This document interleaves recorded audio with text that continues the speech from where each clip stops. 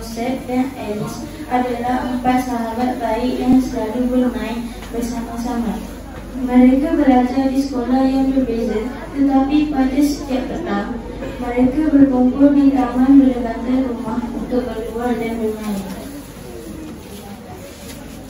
Umar belajar di sekolah Tamil, manakala Alice belajar di sekolah Jina.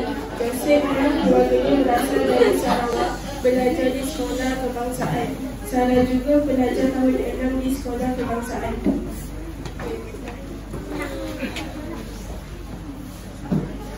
Sebagaimana kebanyakan kanak-kanak pada masa sekarang, mereka semua sangat aktif di media sosial. Lama-kelamaan, mereka tidak meluangkan masa permainan bersama-sama di taman permainan. Sebaliknya, mereka hanya bertemu di sana dan masing-masing sibuk melalui media sosial.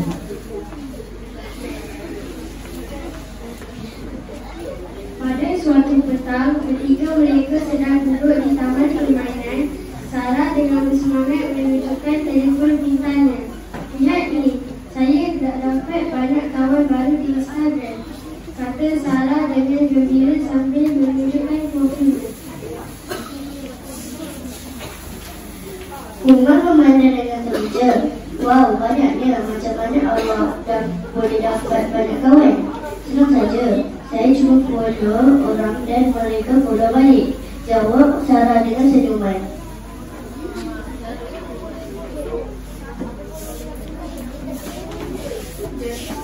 Joseph yang duduk di sebelah Sarah menurutkan dari ada sesuatu yang dalam fikirannya, tapi kita tidak tahu siapa mereka. Bukan kadang-kadang ada orang baik yang menyamar menjadi kawan, dan saya mendengar kata-kata itu menganggap.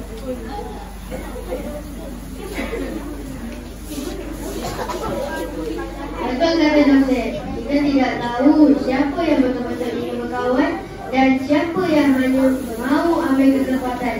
Namun, Sarah hanya tertawa sambil membetulkan tudung di kepala. "Jangan risau, saya tidak pernah ada masalah. Semua orang di Instagram nampak okey." Sejak itu, Sarah semakin kerap berhubung dengan kawan-kawan baru di media sosial. Ia tidak mengindahkan nasihat rakan-rakannya. Suatu hari, dia mula menerima mesej daripada seorang pemuda bernama Adam yang kelihatan sangat mesra dan penuh perhatian.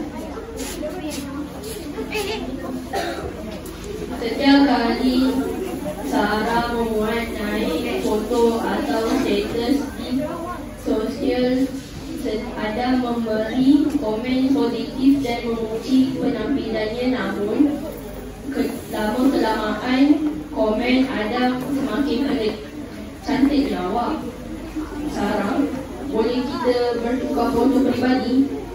Saya jadi tidak akan tunjuk kepada siapa-siapa." Serta mata Sarah berasa tidak selesa.